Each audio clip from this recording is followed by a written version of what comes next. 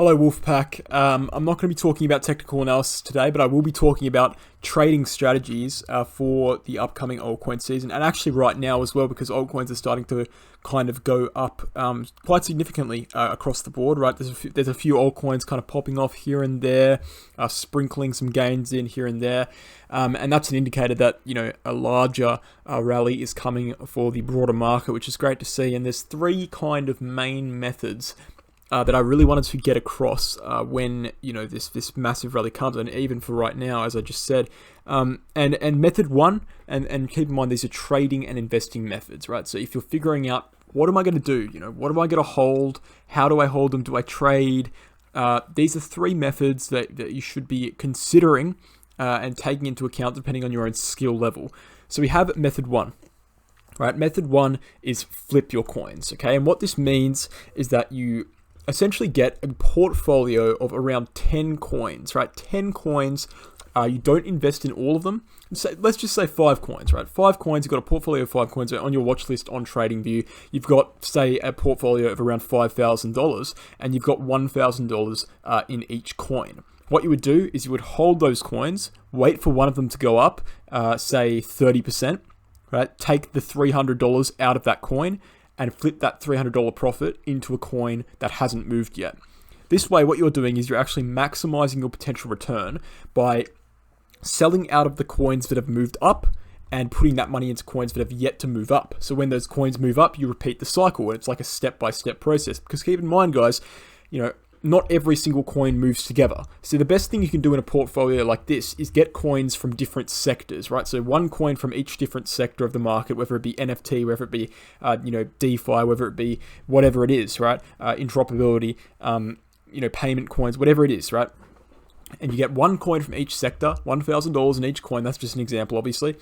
Wait for one of those sectors to blow up. When it blows up, you sell a percentage, or you sell all of it and then put all of that into a coin that hasn't moved yet, right? When that coin moves, you sell all of that and you flip it back into the coin you originally sold out of when it's in a retracement, or maybe flip it back into a coin that's still on the ground. So essentially what you're doing is you're constantly selling out of coins that have already moved and favoring the coins that haven't moved yet, because when those coins move, you're maximizing your returns, right? Instead of just holding your coins in one coin, right? Instead of holding your money in one coin, that's going to go up in a zigzag kind of movement. Because remember, like in this market, we don't see straight upwards movements. That's a very rare occurrence, right? What we do see is zigzag, zigzag, zigzag. So what you want to be aiming to do in this strategy, is selling on the way up. And flipping that into another coin, right? So you flip that into another coin, and then by the time you come back to this coin, right? Say that other coin has gone up, then you sell that. By the time you come back to this coin, you want to be buying in on the correction, right? So you're catching every single move up, and you're kind of missing out on the corrections. Obviously, that's an ideal scenario. It's not going to work out perfectly every single time, but for a more experienced trader, right? So this is for a more experienced trader, potentially a full-time trader, right? This is for someone who watches the charts constantly. This is what you want to be doing, because you're looking at the charts 24/7. You know what's happening. You know the indicators. You know when coins are generally going to move, which coin's going to move first, and hence you can predict these moves. And you don't have to predict the prices perfectly. What you can do is you can say, all right, when this coin moves up 10%, I'm going to sell all of it and flip it into a coin that hasn't moved, or a coin that's correcting currently, and you maximize your profits that way. Now, obviously, the downside of this method is what I just said, right? You have to be looking at the charts constantly, because when coins move, and specifically even right now, you would have noticed a lot of altcoins are moving up very, very quickly and retracing within a few hours fully, right? So you have to be watching the charts constantly. That's why if you have a 9-to-5 job, this probably isn't the best strategy for you, because you're going to miss out on all of the pumps, and you're not going to be able to sell at the right time, and then you're not going to be able to buy in at the right time and coins that are on the ground. So it might not be the best strategy for you. But if you're a full-time trader, or you look at the charts very, very regularly during the day, this might be a very good strategy to take advantage of to maximize your gains in the bull run. Method 2 is hold a select few coins, right? Very simple, very simple. So this is gathering a portfolio of coins that hopefully you'd have by now, right? Because we've been granted by the market a massive corrective period from May to July, and then again in September, where you should be studying, you should be brushing up on your FA, you should be finding new projects. So hopefully you've already got these coins. But if you don't, get to it, right? Because this market's not going to be on the ground forever. November is typically the month where altcoins start to move, so you're really running out of time. But I'm not saying that to scare you, I'm just saying what the reality is, right? Historically, we've seen Novembers be very bullish for altcoins, so you want to get in now, right? This is probably the best time to get in altcoins, in my personal opinion. So you want to be selecting those coins, and it's the whole method, right? Method 2, hold a select few coins. And this is for someone who is maybe not as experienced in technical analysis, maybe just wants a more secured return. Because obviously you run the risk if you're doing the first strategy, right? Which is essentially day trading or swing trading, right? You run the risk of actually coming in at a loss due to a lack of knowledge on TA. Or not even at a loss, but you could minimize your returns because you could sell at the wrong time, you could buy at the wrong time.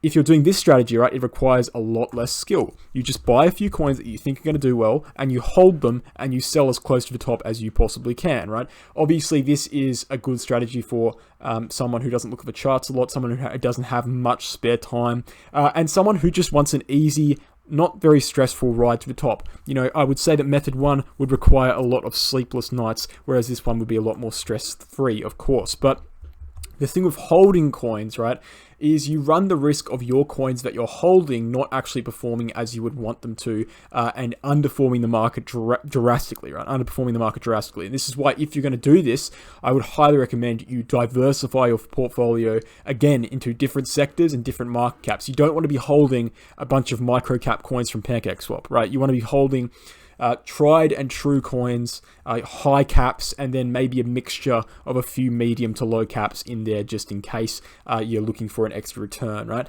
So that's another strategy for sure, and that's definitely something you can look into. And then this is my personal strategy, right? Method 3, which is quite simply, and I'll pull this across right now, quite simply basically mixing them together, right? And it sounds like common sense, but for a lot of people, it's really not. Why do we need to go all in on one strategy, right? Why do we need to hold 100% of our coins in holding? Why do we need to use 100% of our portfolio for trading?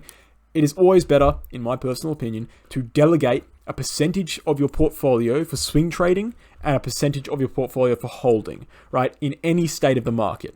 And what I like to do personally, this is my personal opinion, is I like to go 30% for holding and 70% for trading. This is because I'm a full-time cryptocurrency trader, right? I don't have another job. This is my job. And so naturally, I'm looking at the charts anywhere from probably 9 to 12 hours a day.